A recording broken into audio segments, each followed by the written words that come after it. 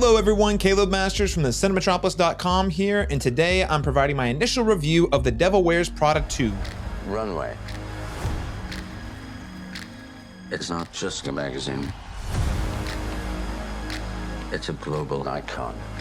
It's the sequel that audiences have been clamoring for, I guess. You have Meryl Streep, Anne Hathaway, Stanley Tucci, and Emily Blunt, along with a cast of colorful characters, are back at it again. Look what TJ Maxx dragged in. So I would say this is overall a solid but soft follow-up to the first film, framing this story through the lens of our current economic environment. You have the tech industry creeping in that's sort of buying up all these publications, using that as a mechanism to bring Anne Hathaway's character back to Runway. Really made it feel more pressing and timely, like it has something to say. Even the highest talents, the most powerful people who have been in this business for decades, like Miranda Priestley, even they are not immune. Anne Hathaway's Andy remains tenacious, but largely shallow. That said, Anne Hathaway is just so dang charming. I couldn't help but lean in whenever her and Meryl Streep's Miranda had a really meaty conversation. Hope that's not what you're wearing to the dinner.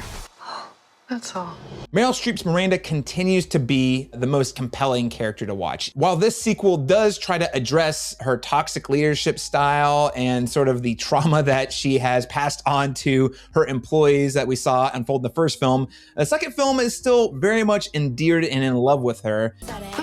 I think the movie's at its weakest when it's leaning into its member berries. Hey, remember this moment from the first film that you like? Remember that? And its celebrity cameos. But when you're focused on the workplace dynamics, when you're focused on Andy and Miranda and what that relationship is like, I laughed and I was invested in the main characters. And even if the journey to the conclusion was pretty muddled at places, by the time credits rolled, I felt very good.